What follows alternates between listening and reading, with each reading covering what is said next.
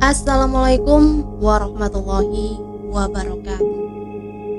Apa kabar teman-teman penikmat cerita horor dimanapun berada? Dengan tidak bosan, saya berdoa semoga kita semua selalu diberi nikmat sehat walafiat, dimudahkan segala urusannya. Amin ya rabbal alamin. Di kesempatan kali ini saya akan membagikan satu cerita horor dan mistis. Seperti apa ceritanya? Mari kita mulai.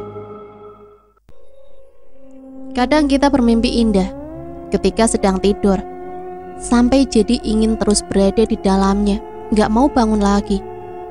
Tapi jangan sampai terjebak di dalamnya, sampai lupa harus menjalani kenyataan. Mah, aku berangkat dulu ya. Iya sayang, hati-hati, kamu telat lagi deh. Kakak udah jalan dari tadi tuh. Iya mah, ngantuk banget tadi aku.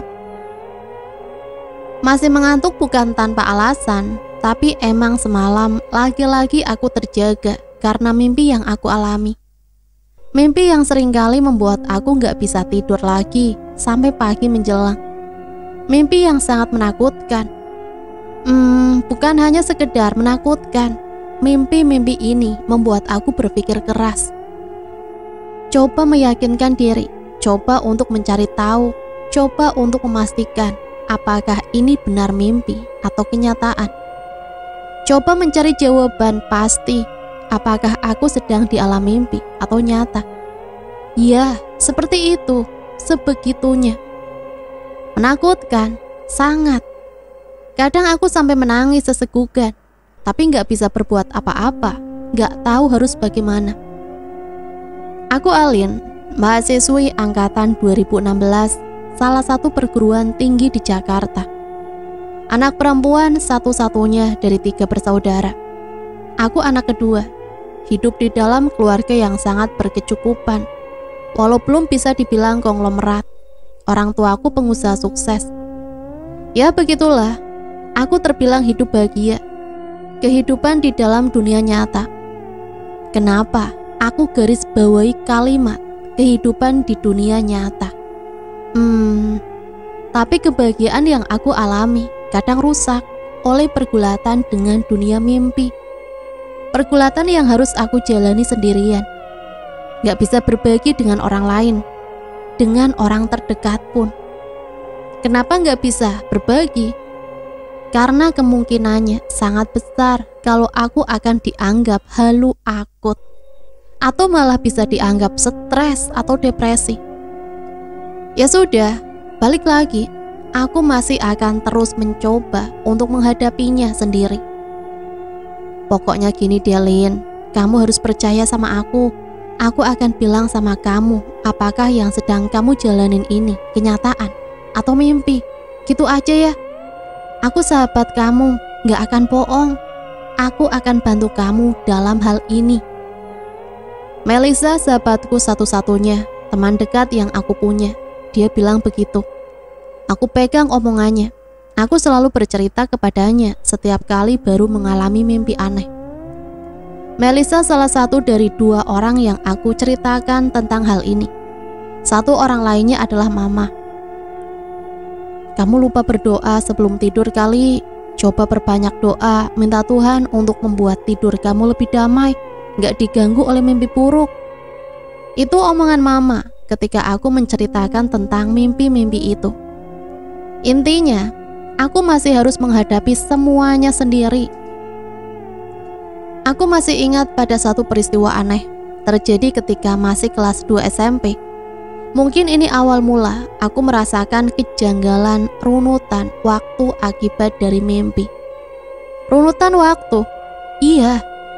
Sangat susah aku menjelaskannya. Lebih enak aku menceritakannya saja. Jarak rumah dan sekolah gak terlalu jauh, tapi aku harus 1 kali naik angkot untuk sampai di rumah atau sekolah. Pada suatu hari yang cuacanya sudah hujan sejak pagi, aku sedikit merasa nggak enak badan, agak demam. Aku sudah merasakannya sejak sebelum berangkat. Tapi walaupun begitu, aku tetap bersekolah. Sesamanya di sekolah, setelah bertemu dengan teman-teman, aku sedikit lupa dengan demam yang aku alami. Suasana ruang di kelas membuat aku jadi nggak merasa sakit, lupa aja. Tapi seiring dengan bergulirnya hari, ternyata demamku masih ada. Malahan semakin siang, aku semakin merasa nggak enak badan. Akhirnya aku bilang ke ibu guru, "Ya sudah, kamu pulang aja, Lin. Istirahat di rumah, masih bisa pulang sendiri. Perlu diantarkah?" Begitu kata bu guru ketika itu. "Gak usah, Bu, aku masih bisa pulang sendiri." Ya sudah, setelah meminta izin, akhirnya aku pulang sendirian, tanpa ada yang mengantar. Di depan gerbang sekolah aku menunggu angkot, lalu angkot datang, aku naik. Kira-kira 15 menit kemudian, aku sampai juga di rumah. "Kamu kenapa, Nak? Masih demam ya? Kan Mama bilang tadi gak usah sekolah, tapi kamu maksa berangkat." Kebetulan Mama masih ada di rumah. Dia menyambutku dengan wajah cemasnya. "Ya sudah, kamu ganti baju, lalu makan, terus minum obat. Setelah itu istirahat, tidur, gak usah main HP atau nonton TV lagi." Begitu Mama bilang. Aku nurut, mengikuti semua omongannya. Aku ganti baju, makan, minum obat, kemudian langsung masuk kamar. Istirahat lalu tidur yang sangat nyenyak. Kenapa aku menceritakannya sangat detail? Karena memang aku mengingatnya. Dan masih sangat mengingatnya sampai detail terkecil. Ingat setiap runut waktu yang aku jalani. Kenapa begitu? Karena kejadian setelahnya akan sangat mengagetkan. Setelah minum obat dan tertidur di dalam kamar, atau tidur yang sepertinya cukup lama, akhirnya aku terbangun juga. "Alin, bangun Lin, Bu Iro udah datang tuh." Suara Melisa membangunkan. Dia bilang begitu sambil menggoyang-goyangkan badanku. Terkesiap, terbangun dari tidur. Aku kaget karena tiba-tiba ternyata terbangun di mejaku. Aku sedang duduk di kursi dalam kelas. "Kenapa kamu, Lin? Baru mimpi apa kamu? Buruan cuci muka sana biar seger," kata Melisa lagi. Iya, tiba-tiba ternyata aku terbangun di dalam kelas, di sekolah. Padahal beberapa jam sebelumnya aku sudah pulang dan tidur di rumah. Aku yakin kalau beberapa saat sebelum bangun, aku memang pulang ke rumah. Aku sangat yakin karena semuanya begitu nyata. Sama sekali bukan mimpi, aku yakin.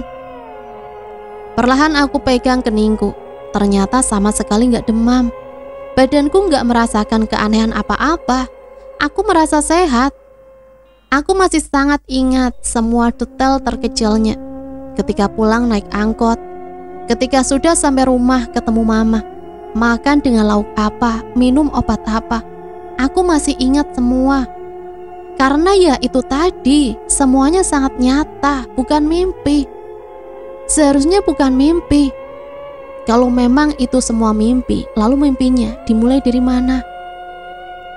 Sejak saat itu, beberapa kali aku mengalami kejadian yang sama, berbaur antara mimpi dan kenyataan. Tapi nggak selamanya, aku nggak bisa membedakan mana mimpi, mana kenyataan. Ada kalanya aku sadar kalau sedang bermimpi. Kalau sudah begini, aku jadi bisa mengendalikan mimpiku layaknya ketika aku di dunia nyata. Contohnya begini, hobiku bersepeda.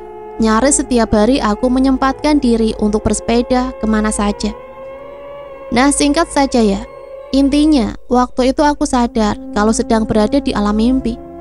Di mimpiku itu aku sedang bersepeda menyusuri Jakarta. Seperti biasa, aku ingat detailnya karena nyaris sama dengan kenyataan. Tapi sekali lagi aku sadar kalau saat itu sedang bermimpi. Pokoknya begitulah. Setelah puas bersepeda, aku lalu pulang.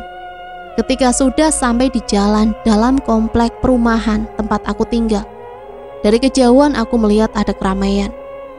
Keramaian? Iya, keramaian. Keramaian itu terjadi persis ada di depan rumahku.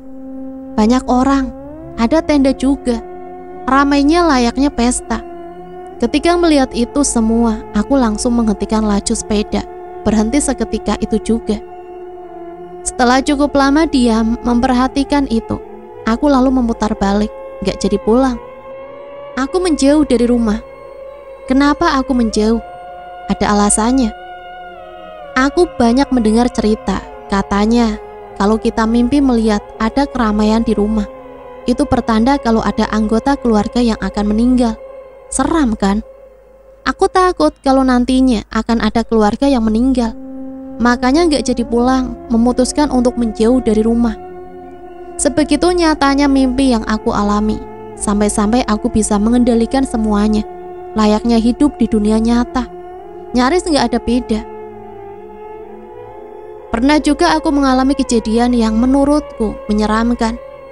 Peristiwa ini terjadi sekitar 3 tahun yang lalu. Pada suatu malam, sekitar jam 1, aku terbangun dari tidur. Terjaga karena suara ponsel berdering.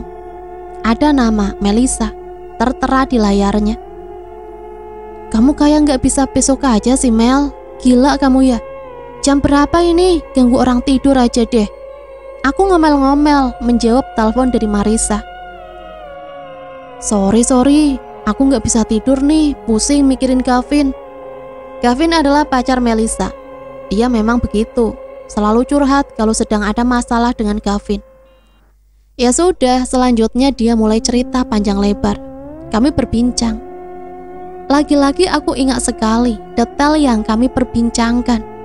Aku ingat setiap topik lucu yang kami tertawakan. Aku ingat semuanya. Sampai ketika jam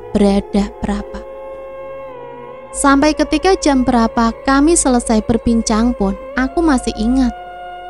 Udahlah ya, kebelet pipis aku, lanjut besok aja di kampus ya. Begitu aku bilang. Sekitar jam 2 kami sudahi perbincangan. Aku yang sudah sangat ingin buang air kecil langsung beranjak keluar kamar menuju kamar mandi. Setelah selesai dari kamar mandi, aku kembali ke kamar. Tapi betapa terkejutnya ketika sudah berada di dalam kamar, berdiri diam di samping tempat tidur. Aku melihat ada orang yang sedang tidur di atas tempat tidur. Tercengang, kaget, karena orang yang sedang tidur itu adalah aku, diriku sendiri. Aku sedang melihat tubuhku sendiri sedang tidur. Lemas aku melihat itu semua. Ada apa lagi ini? Aku berdiri diam melihat diri sendiri tengah terbaring tidur. Sedang terbaring mengenakan pakaian yang sama, dengan posisi yang sama juga dengan ketika sebelum terbangun tadi. Semuanya sama. Ada 2 aku di dalam kamar. Ketika tengah terpana, aneh ketakutan, tiba-tiba ponsel berbunyi. Ponsel yang letaknya ada di sebelah aku yang sedang tidur. Kemudian aku yang sedang tidur terbangun karena bunyi ponsel itu. Kamu kayak gak bisa besok aja sih Mel. Gila kamu ya. Jam berapa ini? Ganggu orang tidur aja deh. Aku ngomel-ngomel menjawab telepon. Seketika itu juga, aku yang baru datang dari kamar mandi langsung terduduk lemas. Aku melihat diri sendiri yang sedang melakukan kegiatan yang aku lakukan 1 jam yang lalu. Persis seperti itu. Bingung, apalagi aku. Itulah salah satu kejadian terseram yang aku alami terkait mimpi. Lanjut ke kisahku selanjutnya. Pada suatu hari, seperti hari-hari biasanya, aku bangun pagi. Setelah melamun sebentar, aku lalu keluar kamar untuk mandi. Selesai mandi, aku kembali masuk kamar, berpakaian, bersiap ke kampus. Setelah selesai semuanya, aku kembali keluar kamar. Kali ini untuk langsung berangkat kuliah. Tapi betapa terkejutnya aku ketika melihat ternyata ada papa sedang duduk di kursi meja makan. Awalnya aku hanya berdiri diam, terkesima melihat papa sedang berbincang santai dengan mama. Tapi kemudian aku buru-buru lari mendekat ke papa, lalu memeluknya erat-erat. Loh, kamu kenapa Alin sayang? Tanya papa. Aku kangen, Pa, kangen banget. Gak sadar, air menetes bergulir dari ekor mata. Aku menangis. Papa juga kangen, padahal papa udah seminggu di rumah ya. Begitu papa bilang. Selanjutnya kami makan bersama di meja makan sambil berbincang. Selama itu juga, aku tanpa lelah menatap wajah papa yang sangat aku sayang itu. Aku benar sangat kangen kepadanya. Setelah itu aku berkegiatan seperti biasanya, ke kampus, kuliah, hangout, pulang, seperti kehidupan normal. Pasti ada pertanyaan, kenapa pagi itu aku begitu kaget melihat papa? Kenapa sampai sebegitu senangnya bertemu papa? Kenapa aku sampai menangis di pelukan papa? Kenapa aku kelihatan lebay? Gak lebay. Aku memang benar kangen papa. Aku memang merindukan kehadiran papa. Karena sebenarnya papa sudah gak ada. Beliau meninggal karena sakit ketika aku masih SMU. Sejak saat itu mama seorang diri menjalankan perusahaan yang beliau miliki. Iya, di kehidupanku yang lain, papa sudah meninggal. Makanya aku sangat senang dan bahagia ketika ternyata ada beliau di meja makan. Aku bisa melihatnya lagi, memeluknya dengan erat, bermanja. Aku bahagia, Pa. Tapi beberapa hari kemudian, semua bahagia akan lenyap tiba-tiba. Kesedihan kembali melanda. Kenapa? Begini. Seperti biasa, pada suatu hari aku bangun pagi lalu bersiap ke kampus. Dalam perjalanan menuju kamar mandi, aku melirik meja makan. Ini kebiasaan yang aku lakukan, nyaris setiap habis bangun tidur. Kali ini meja makan dalam keadaan kosong, gak ada papa atau mama. Tapi aku masih belum yakin, ingin memastikan semuanya, lalu mencari mama. Papa mana, Ma? Belum pulang ya? Tanyaku ketika sudah bertemu mama di kamarnya. Seketika itu juga mama langsung mendekat lalu memelukku. Kamu lagi kangen papa lagi ya, Nak? Pulang kuliah nanti coba sempatkan mampir ke makamnya ya, kunjungi. Begitu kata mama. Aku langsung lemas mendengarnya. Jadi tersadar kalau aku sedang berada di dalam kenyataan. Kehidupan di mana aku sudah kehilangan papa. Kehilangan di mana papa sudah gak ada. Aku kembali sedih. Aku sangat berharap untuk bisa terus hidup di dalam mimpi, di mana papa masih ada. Tapi ya itu tadi, aku seringkali bingung mana yang mimpi dan mana yang nyata. Sangat bias. Gak ada yang bisa aku lakukan selain harus terus menjalani semuanya. Menjalani dua sisi dimensi hidup yang harusnya sangat berbeda. Seharusnya. Karena menjalani hidup seperti ini, aku juga jadi sering seperti mengalami deja vu dalam artian sebenarnya. Aku sering seperti pernah menjalani runutan hidup yang tengah aku jalani. Seperti sudah menjalani satu rentang kehidupan 2 kali. Malah pernah ada yang 3 kali. Seram. Aku kadang sangat ketakutan. Tapi ya mau bagaimana lagi. Itulah cerita yang bisa saya bagikan. Semoga cerita ini bisa menghibur teman-teman semua. Sampai berjumpa lagi di video saya selanjutnya. Matur suwun, wassalamualaikum warahmatullahi wabarakatuh.